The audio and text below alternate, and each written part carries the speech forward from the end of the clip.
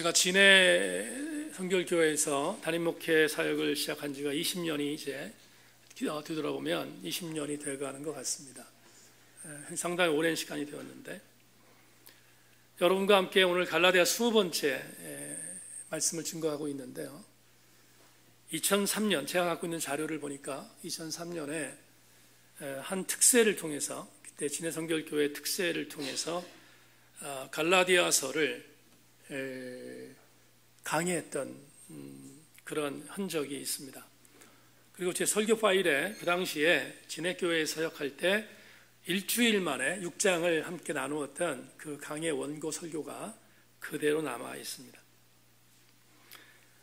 금년이 2019년이니까 당시에 갈라디아서 강의를 했던 시기로 보면 16년이 지났습니다. 뭐 어쩔 수 없는 상황이지만 그 당시의 자료를 제가 보지 않을 수 없으니까 그래서 그 자료를 들춰봤습니다. 16년이 지난 오늘 16년 전에 진해교회 교우들과 함께 나눴던 강해 설교를 보다가 저에게 왔던 소회가 하나 있습니다. 어떤 소회인가 하면 진해교회 성도들은 성자였다, 이런 소회가 왔습니다. 왜냐하면 그 당시에 갈라디아서 강해의 설교 원고를 보니까 얼마나 엉망진창인지, 그리고 허접한지. 그런데 그 설교를 들으면서 당시 진해교회 교우들이 아멘 해줬거든요. 그러니까 모두가 성프란체스코였다, 성자였다, 이런 생각이 들었습니다. 그리고 그 설교 간직은 하고 있지만 숨기고 싶은 설교 원고입니다. 한번 생각해 봤습니다. 16년 전에 진해교회에서 강의했던 강해 설교와 지금 2019년 여러분과 함께 나누는 강해 설교 갈라디아서의 원교를 비교해 보니까 분명한 차이가 있습니다. 여러분이 인정하든 인정하지 않든 제 스스로 느끼는 소회는 이것입니다. 지금이 훨씬 더 낫습니다. 그런데 왜 그럴까? 왜 훨씬 더 나을까를 묻고 답하는 것은 어렵지 않습니다. 두 가지 정도로 답할 수 있을 것 같습니다. 첫째, 16년 전 저는 40대 초반이었습니다. 40대 초반에 당회 목회를 처음으로 시작하는 교회에서 이모저모 사역을 했지만 솔직히 말하면 40대 초반의 목사 아는 게 별로 없습니다. 40대 초반에 무슨 말씀을 그렇게 많이 안다고 그렇게 열심히 말씀을 증거했는지 부끄럽기 한이 없습니다. 그러나 지금은 내일 모레면 60을 바라보는 50대 후반에 있습니다. 무슨 차이가 있는가?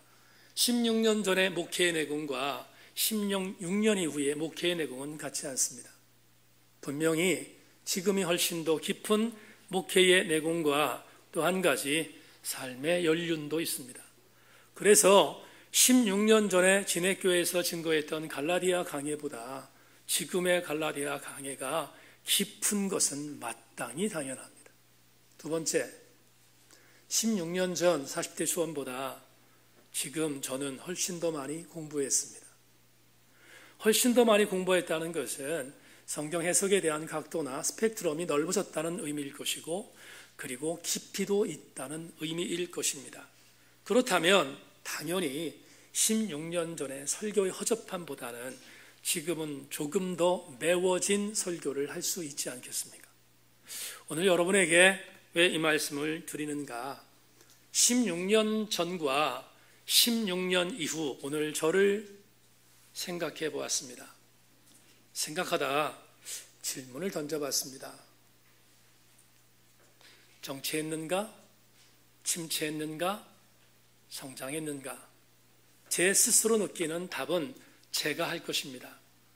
그러나 오늘 우리 2부에 나오신 교우들에게 권면하고 싶은 것이 있습니다. 여러분들은 16년 전으로 거슬러 올라간다면 지금 16년 후인 오늘 침체했습니까? 정체했습니까? 아니면 성장했습니까? 우리가 몇 년 전 양육사역을 감당하다가 우리 교우들 전체 거의 대부분의 교우들에게 읽으라고 했던 아주 충격적인 책이 하나 있습니다. 그 책은 윌로 크릭이라고 하는 시카고에 있는 아주 엄청난 교회에서 동사 목사로 사역했던 카일 아이들먼 목사가 쓴 나더펜이라는 책입니다. 많은 교우들이 그 책을 읽으면서 충격받고 그리고 나는 팬인가 아니면 제자인가를 놓고 많이 고민하고 또 고민하고 그랬던 기억이 지금도 생생히 저에게 있습니다. 그런데 바로 그 책에서 40대 중반의 카일 아이들먼 목사가 전 세계의 독자들에게 너무 감동적인 한 메시지를 남겨놓고 있습니다. 나더펜의 맨 마지막 부분, 에필로그 부분에 그는 아이들먼 목사가 고등학교 시절 신앙생활하면서 가장 인생의 전환점에 있어서 큰 충격을 주었던 한 인물을 소개하고 있습니다. 그 인물은 윌리엄 보든이라는 인물입니다. 이 보든은 억만장자의 아들이었습니다.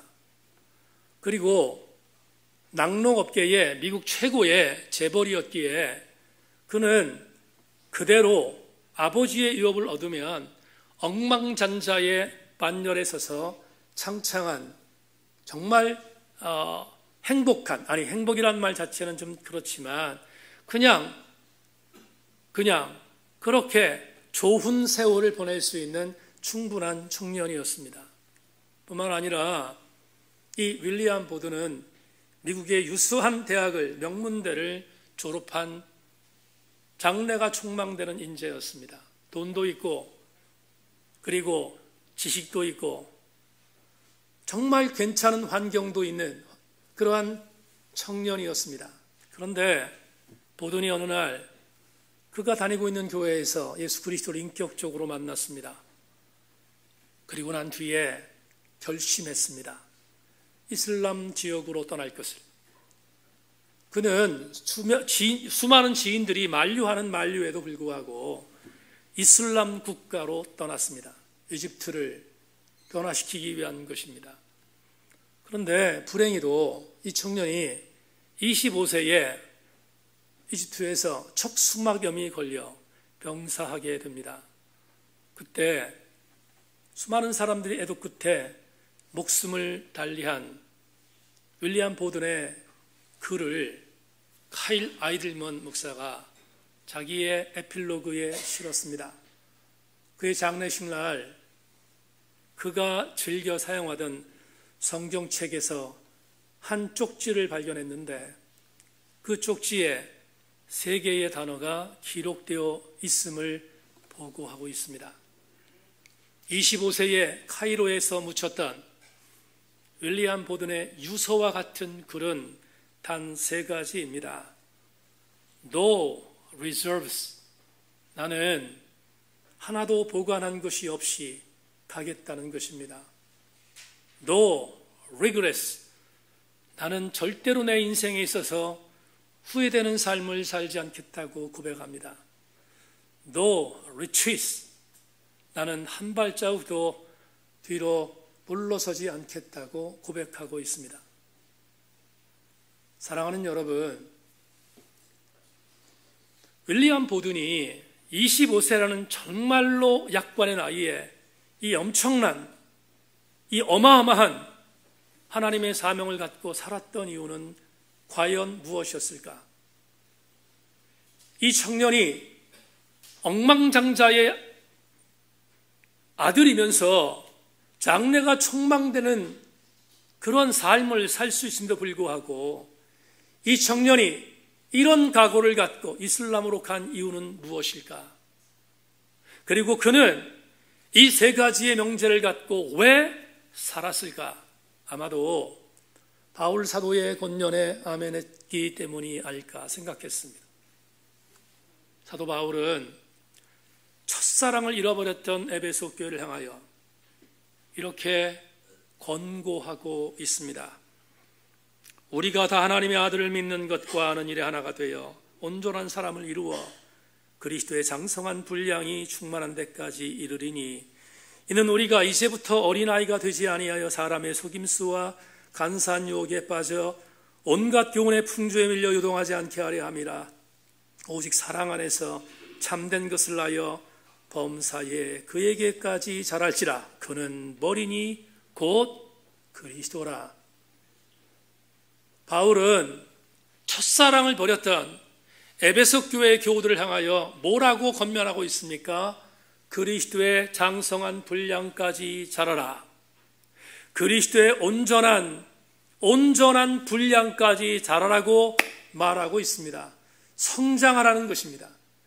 성장하라는 이 메시지에 윌리엄 보드는 아멘했을 것이고, 그리고 그는 자기의 이 땅에서의 모든 세상의 부귀와 영화를 내던지고 No reserves, no regrets, no retreat의 삶을 살았던 것이 분명합니다.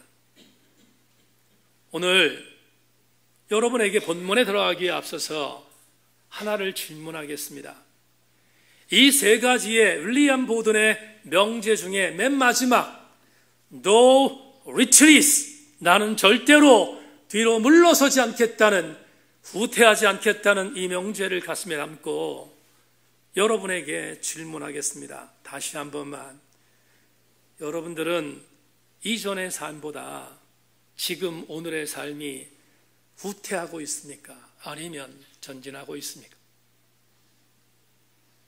저는 오늘 본문을 세 절로 국한했습니다. 사실은 마지막 절까지 본문을 해석해야 되지만 세 절 갖고도 여러분과 오늘 주시는 교훈을 충분히 나눌 수 있을 것 같아서 줄였습니다. 욕심내지 않기로 생각했습니다.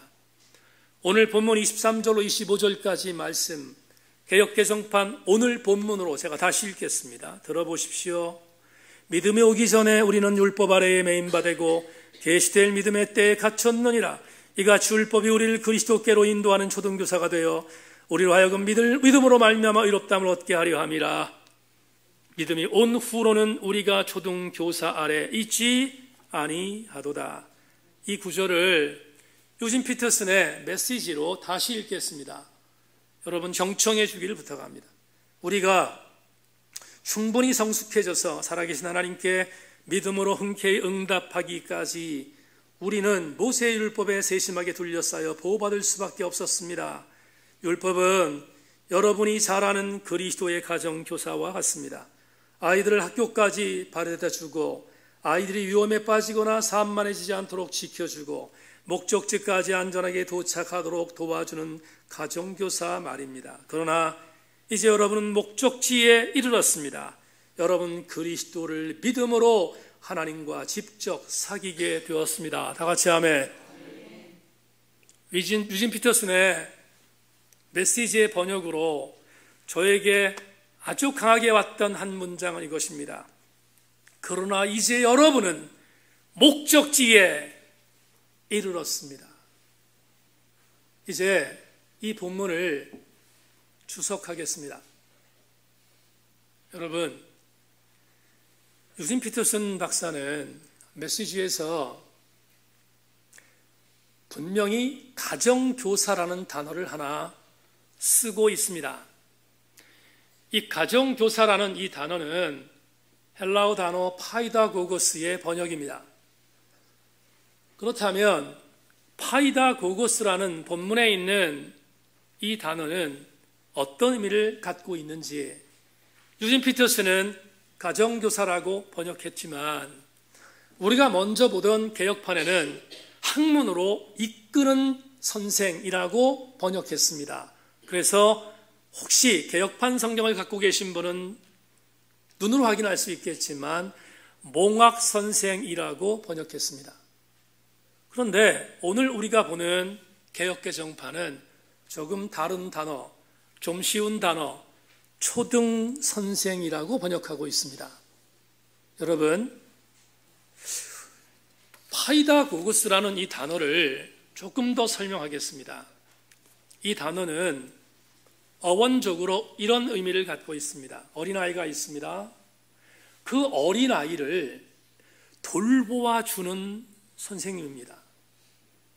파이디온이라는 말 자체가 어린아이를 말하는 것이기 때문에 파이다고고스는 어린아이를 돌보는 선생님입니다. 그리고 조금 더 원조로 접근하면 이 갈라디아서가 기록되던 주 1세기에 어린아이들만 섬기고 돌보아주는 노예를 의미합니다. 다시 말하면 주인의 집에 고귀한 자녀가 있습니다. 그 자녀를 돌보아주는 노예를 의미하는 단어가 파이다고고스입니다. 이것을 오늘 유진 피터스는 가정교사로, 그리고 우리가 보던 먼저 성경은 몽학선생으로, 우리가 보고 있는 개역배정파는 초등선생으로 해석하고 있습니다. 그럼 어떤 단어가 가장 적절할까? 제가 선택하겠습니다. 저는 오늘 우리가 보고 있는 개역개정판 성경의 초등선생으로 택하겠습니다. 왜냐하면 한 가지 예를 들면 이해가 될 것 같습니다. 제가 얼마 전에 시내에 볼 일이 있어서 그래서 다녀오던 길에 횡단보도를 건널 일이 있었습니다. 근데 마침 그 횡단보도에 정말로 예쁜 유치원 원생들이 앞에 선생님의 인도를 따라서 모두가 같은 옷을 입고 같은 모양새로 횡단보도를 건너고 있었습니다. 그 어린 아이들이 택했던 행동이 뭐겠습니까? 손을 들었습니다. 근데 그 손을 들은 그 어린 아이들의 모습은 한결같이 한 사람을 보고 있었습니다. 누군가 하면 우리 혜영입니다. 유치원 교사, 어린이집의 선생님들이 앞에서 인도하는 그 인도에 따라서 똑같은 모양새를 갖고 선생님이 원하는 방향으로 걷고 있었습니다. 얼마나 예쁜지 같은 유니폼 입고 아장아장 걸어가는 그 아이들을 보고 이 생각이 들었습니다. 나도 손자, 손녀 보고 싶다. 오늘 수빈이가 예배나 왔는데 빨리 보여주기를 바랍니다. 여러분, 그런데 그걸 보다가 엉뚱한 상상을 하나 했습니다. 만에 하나 그 횡단보도를 건너는 대상자들이 아장아장 걷고 있는 아이들이 아니라 저 같은 사람이라고 상상해 보십시다. 저 같은 사람이 약 20명이 손을 들고 횡단보도를 건넜다 칩시다. 그러면 옆에 있는 사람들이 뭐라고 볼까? 야, 참 예쁘다. 그러겠습니까? 혹시 이러지 않겠습니까? 저 할아버지들 치매? 그러지 않겠습니까? 혹시나 그럴 수 있지 않겠습니까? 오늘 말씀드리는 이유가 뭘까요? 이것입니다. 사랑하는 여러분, 제가 초등학교 선생님의 손에 따라 이끌려가는 것은 모양새에 맞지 않습니다. 적어도 초등교사, 유치원 선생님의 손에 이끌려 선생님이 원하는 대로 따라가는 것은 유치원생이면 족합니다. 오늘 본문은 우리에게 이 내용을 강조하고 있습니다. 오늘 25절을 보시면 본문 25절은 대단히 중요한 교훈을 우리에게 허락하고 있습니다. 믿음이 온 후로는 우리가 초등교사 아래에 있지 아니하도다. 다시 한 번만. 믿음이 온 후로는 우리가 초등교사 아래 있지 아니하도다. 그러면 제가 조금만 더 부연하겠습니다. 오늘 바울은 파이다고고스 초등교사를 율법이라고 정의합니다. 그러면 도대체 이게 무슨 소린가? 이렇게 해석할 수 있습니다. 저는 2, 3주 전부터 갈라디아 강의를 통해서 여러분에게 강조한 것이 있습니다. 절대로 율법은 구원의 조건이 아닙니다. 우리가 구원받을 수 있었던 조건은 유일하게 믿음이었습니다. 그런데 믿음이라고 하는 것이 구원의 조건이고 율법은 구원의 조건이 되지는 않지만 우리 교우들에게 담임 목사가 여러 차례로 강조했던 것은 그러나 율법은 여전히 존재해야 함을 말씀드렸습니다. 이유가 무엇이었습니까? 요약하면 이럴 것입니다. 율법이 존재하는 이유는 첫째, 율법이 있으므로 우리가 죄를 짓고 있는 것을 깨닫기 때문에, 둘째, 그러니까 우리가 막 살지 않도록 만들어주는 도구이기에 율법은 존재한다고 설명드렸습니다. 기억나시면 아멘. 그렇다면 율법은 분명히 구원의 조건은 아니지만 존재해야 하는 것임을 여러분에게 말씀드렸는데 오늘도 엇비슷합니다. 사랑하는 여러분, 믿음이 오기 전에, 이 말을 제가 오늘 설교를 통해서 설교 제목과 연관시키겠습니다. 믿음이 오기 전에, 구원받기 이전에는 초등 선생님 밑에 있는 게 당연합니다. 그러나 믿음이 온 후로는, 오늘 설교 제목에 맞춥니다. 구원받은 이후에는 율법 선생님, 초등 선생님 지배 밑에서 빠져 나와야 한다는 것을 바울이 말하고 있지 않습니까? 그런데 바로 이 지점에서 우리는 대단히 역설적인 은혜를 다시 한번 나누어야 될 것 같습니다. 초등 선생님 밑에 있을 때, 그때는 복음으로 구원받기 이전이었다고 바울이 말합니다. 그러나 예수 그리스도의 복음의 능력으로 구원받은 이후에는 율법의 테두리 밑에서 나오라고 권면하는 바울의 말을 들으면서 우리는 이런 교훈에 도착해야 합니다. 구원받기 이전과 구원받기 이후는 분명히 뭔가 달라야 한다는 것이 아닙니까? 내가 구원받기 이전과, 다시 오늘 본문으로 말하면 믿음이 오기 전과 믿음이 온 후와 똑같다면 그건 문제임을 사도 바울이 우리에게 경고하고 있는 것입니다. 그렇다면 어떤 변화가 있어야 합니까? 믿음이 오기 전과 믿음이 온 후, 다시 구원받기 이전과 구원받은 이후 우리들의 삶은 무엇이 바뀌어야 합니까? 이게 오늘 설교의 주제입니다. 자막을 보겠습니다. 구원 그 이전의 삶에서 구원 그 이후의 삶으로 가는 기로에서 우리는 반드시 성장해야 합니다. 반드시 뭐라고요? 성장해야 합니다. 그것을 오늘 바울이 이렇게 표현한 것입니다. 율법 아래에 있다가 율법 아래 밖으로 빠져나오라는 것이 다른 말로 표현하면 성장하라는 권면인 것입니다. 그런데 오늘 일부 예배도 잠깐 말씀을 드렸지만 여러분, 저는 성경을 해석할 때 항상 뒤집어 보는 버릇이 있습니다. 율법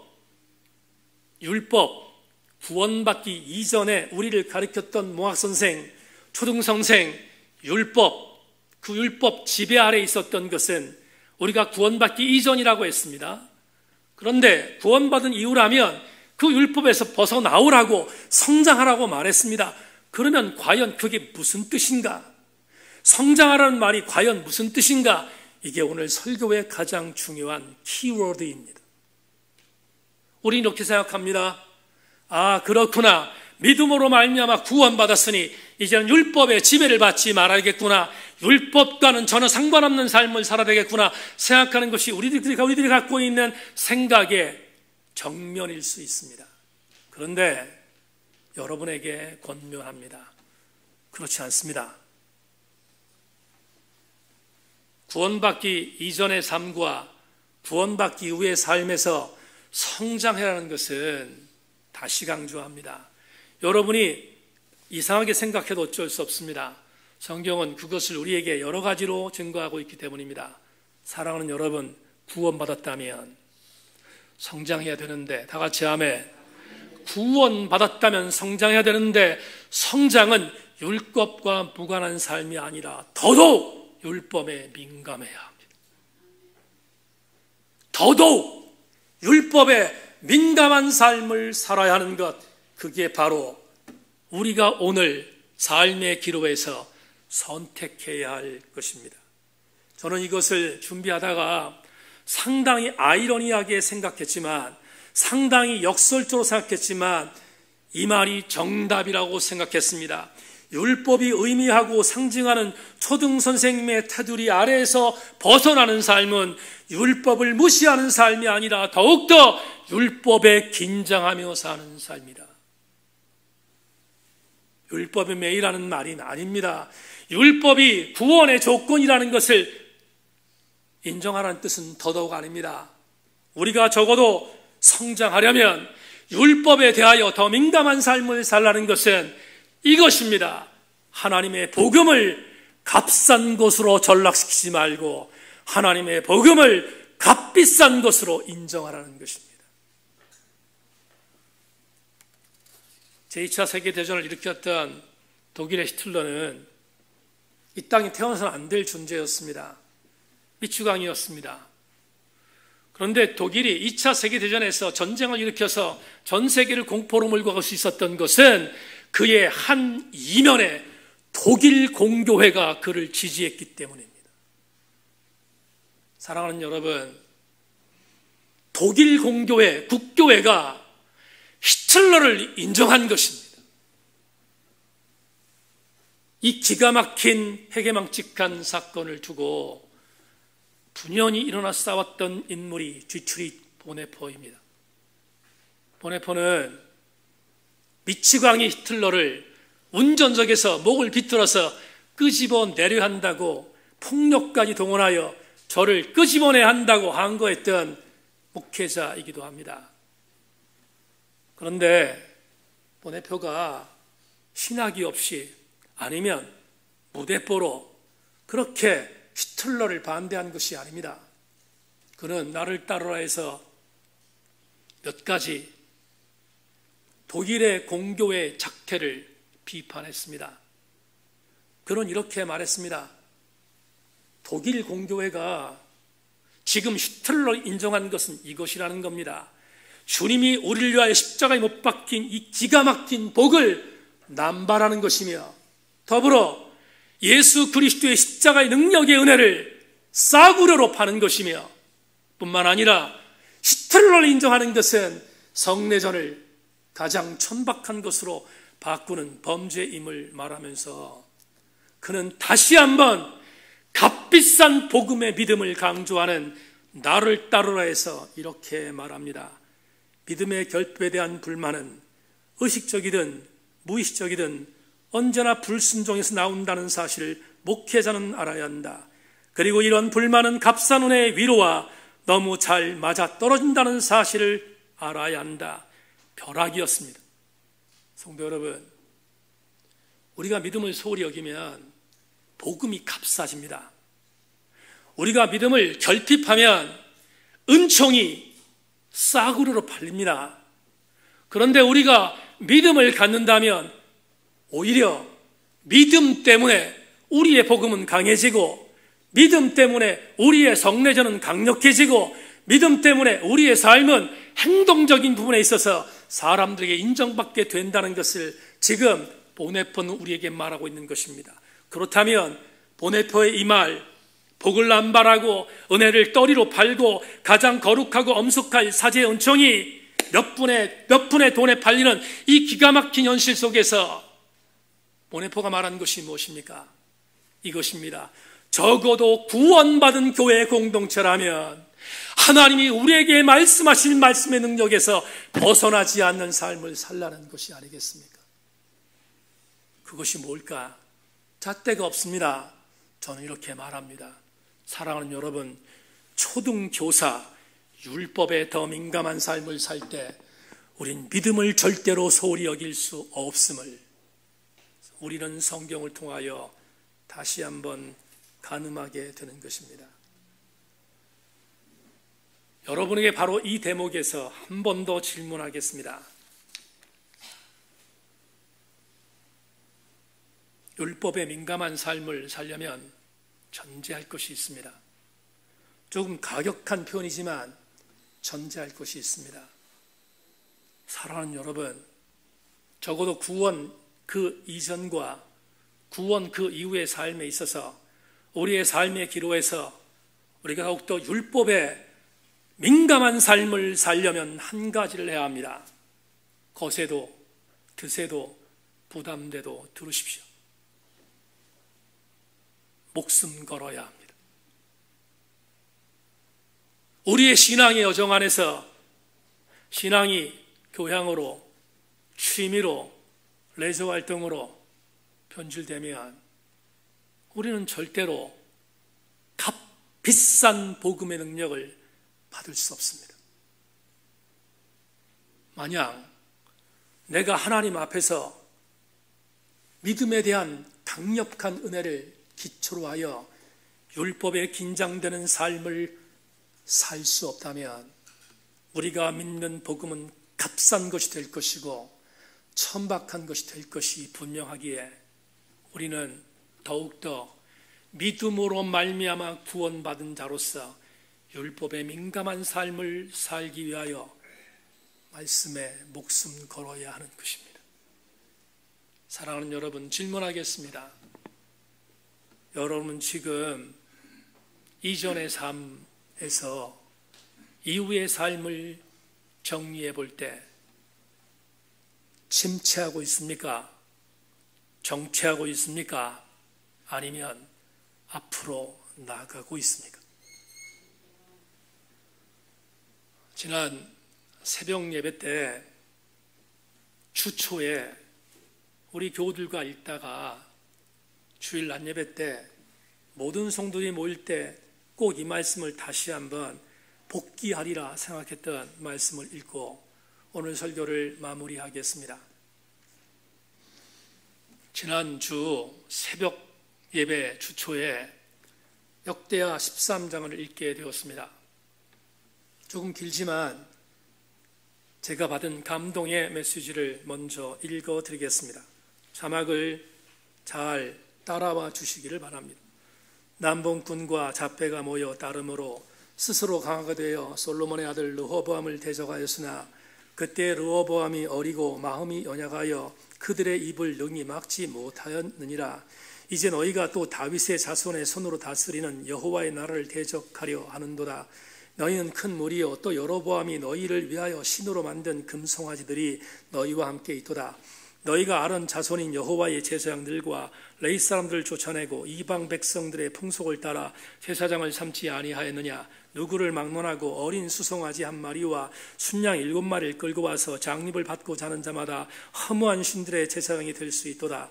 우리에게는 여호와께서 우리 하나님이 되시니 우리가 그를 배반하지 아니하였고 여호와를 섬기는 제사장들이 있으니 아론의 자손이요 또 레위 사람들이 수종들어 매일 아침 저녁으로 여호와 앞에 번제를 드리며 분향하며 또 깨끗한 상에 진설병을 놓고 또 금 등잔대가 있어 그 등에 저녁마다 불을 켜나니 우리는 우리 하나님의 여호와의 계명을 지키나 너희는 그를 배반하였느니라. 하나님이 우리와 함께하사 우리의 머리가 되시고 그의 제사장들도 우리와 함께하여 전쟁의 나팔을 불어 너희를 공격하느니라. 이스라엘 자손들아 너희 조상들의 하나님 여호와와 싸우지 말라. 너희가 형통하지 못하리라. 여러분, 이 구절이 지난 주초에 새벽 통동 성경 봉독 시간에 읽었던 전유라는 텍스트였습니다. 설명하겠습니다. 솔로몬이 말년에 타락하여 이스라엘이 둘로 갈라졌습니다. 북쪽은 솔로몬의 신하였던 여로보암을 중심으로 한 10개 지파가 뭉쳐 강력한 나라를 만들었습니다. 반면 남쪽은 솔로몬의 아들이었던 르호보암을 중심으로 한 2지파가 조그만 나라를 만들 수밖에 없는 그런 비참한 분열을 경험하게 되었습니다. 여로보암이 통치하고 있었던 북왕국은 점점 강성해지고 르호보암이 통치하고 있었던 남유다는 점점 쪽으로 들고 있었습니다. 누가 보더라도 상대가 되지 않는 그런 상태였습니다. 그러던 어간 하나님의 뜻에 온전한 뜻을 이루지 못하고 살던 르호보암이 죽었습니다. 그런 뒤에 르호보암의 둘째 아들 아비야가 2대 왕으로 등극하게 되었습니다. 그런데 아비야는 아버지와 달랐습니다. 아비야는 아버지 르호보암이 잘못 걸었던 하나님을 등졌던 것을 완전히 척결하고 하나님의 뜻대로 온전히 섬기던 위대한 왕이 아비야였습니다. 그러나 국력은 북쪽에 비하여 쇠퇴할 수밖에 없었던 상황에 곤란한 일을 만나게 되었습니다. 그것은 북왕국 이스라엘 여로보암이 남왕국 유다를 침범한 것입니다. 80만 대군을 이끌고 남유다를 침범한 것입니다. 당시 아무리 나라가 다시 서고 있었다 할지라도 남유다는 북쪽에 비하여 이길 수 있는 게임을 할 수 없었던 나약한 나라였습니다. 아비야가 총동원할 수 있는 군사력을 모아보니 40만 명이었습니다. 2분의 1인 것입니다. 80만 명과 40만 명이 싸우면 누가 이깁니까? 말할 것도 없이 이론적으로 북쪽이 이기는 것이 마땅합니다. 그런데 이제 솔로몬의 르호보암의 아들이었던 아비야가 일대 격전을 앞두고 북왕국 이스라엘 대군과 맞서 쓰는 광야에 도착했습니다. 그런 뒤에 그 광야에서 아비야가 여로보암과 그의 군대들을 향하여 외쳤던 메시지가 지금 읽어준 역대하 13장 7절로 12절입니다. 개역개정판 성경을 담임 목사의 오늘의 말로 풀겠습니다. 아비야가 이렇게 북쪽에 있는 군사들을 향해서 말합니다. 그리고 여로보암을 향하여 외칩니다. 들어라. 우리는 쪼그라들고 우리는 나약한 민족이다. 이 전쟁에서 군사력으로 싸우면 우리는 이길 수 없는 것을 안다. 그런데 여로보암과 너희의 부하들은 들어라. 너희 북쪽에는 제사장들을 만들 때 몇 푼 안 되는 돈 가지고 와서 그리고 몇 푼 안 되는 어떠한 재물들을 갖고 와서 니들 마음대로 제사장을 세우며 세워진 제사장들은 하나님을 섬기는 것이 아니라 우상을 섬기고 있다. 너희 나라는 하나님을 섬기는 나라가 아니라 이제는 우상을 섬기는 나라가 되었다. 그런데 우리나라는 작지만 우리나라는 두 가지가 있다. 하나는 너희들이 능멸한 하나님이 우리 민족을 지키고 있고, 너희들이 무시하고 있는 제사장들이, 하나님의 신실한 제사장들이 이 전쟁을 이기도록 중보하고 있다.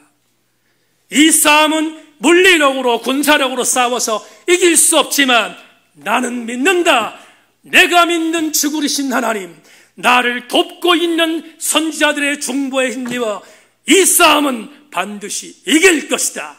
너희들이 우리의 싸움을 물러서라 라고 외치는 것이 바로 읽어드린 역대하 13장 7절 이하의 메시지입니다. 결론이 무엇입니까? 2분의 1도 안 되는 군사력을 갖고 피 한 방울 흘리지 않고 남유다는 북왕국과의 전쟁에서 이겼습니다.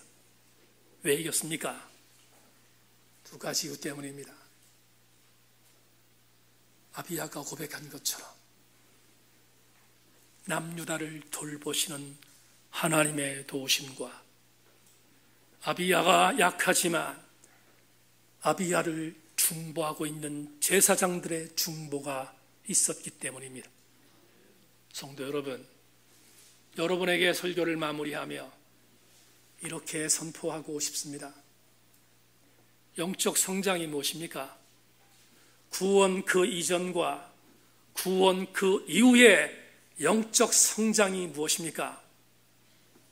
여러분, 녹록하지 않은 삶의 현장에서 구원받은 여러분을 하나님이 돕고 계시는 것을 믿는 것이 성장입니다.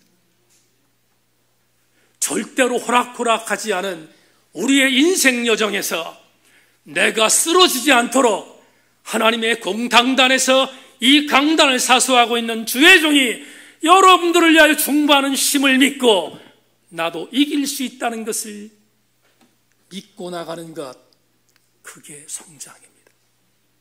저는 새인교회 교우들에게 두 가지의 믿음이 사순절 5번째 주간에 여러분의 삶의 현장에서 있어지기를 소망하는데, 사순절 5번째 주간, 하나님이 이전에도 그렇게 하셨던 것처럼 이번 주간도 여러분을 분명히 아름답게 인도하실 것을 믿는 믿음의 성장을 갖고 살아가는 한 주간 되기를 소망하고, 더불어 부족한 종이 여러분들 위하여 엎드려 기도한다는 사실을 믿고 힘없기를 소망하며, 더불어 이 은혜 안에 무장하여 우리 모두 함께 이제는 초등교사의 지배가 아니라 초등교사의 아름다운 지배를 근거로 하여 더욱더 영적으로 민감한 삶으로 인하여 한 주간 동안 구원 그 이후의 삶이 더욱더 성장하는 삶을 살아가는 우리 모든 교우들 되기를 주의 이름으로 축원합니다. 말씀 맺겠습니다. 아주대학교 사회학과 교수였던 노명호 박사가 세상물정의 사역에서 이런 글을 하나 기록했습니다. 굉장히 단순한 글이지만 가슴이 정말로 아슬하게 저에게 따뜻하게 다가왔던 말씀입니다. 그는 이렇게 말합니다. 분유로 시작한 인생, 상조회사의 고객으로 끝맺는다. 여러분, 노명호 박사의 이 문장에서 예외인 분이 계십니까? 어떤 분 이렇게 얘기할 분이 있을 것 같아요. 목사님, 저녁 분유 안 먹고 모유 먹었습니다. 상징적으로 들으십시다. 이 문장에서 예외 있는 사람이 있겠습니까? 없습니다. 분유로 시작한 인생, 상조회사의 고객으로 끝맺는 인생이 우리라면 여러분, 얼마나 평범한 인생이겠습니까? 그런데 너무나 큰 감동이 있습니다. 분유로 시작한 인생, 상조회사의 고객으로 끝내는 우리들이었지만 그 중에서 하나님께서 아들 예수 그리스도를 통하여 우리를 끄집어내셔서 우리를 구원받은 백성으로 인치신 것은 은혜이지 않습니까? 이 은혜를 받은 우리들이라면 하나님 앞에 한 가지 결단할 것이 있습니다. 옥양터 이야기 마당에 지난주 이은주 집사의 삶을 격려하는 글을 썼습니다. 주차가 안 돼요. 뒤로 아직 후진 주차가 안 돼서 목사님, 아파트 주차장에 주차할 수 없습니다.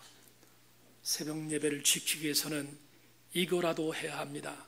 마침 수요일 날 구원 그 이후반에 속해 있는 이은주 집사가 함께 읽고 있는 달라스 윌라드 목사의 잊혀진 제자도에서 윌라드는 이렇게 썼습니다.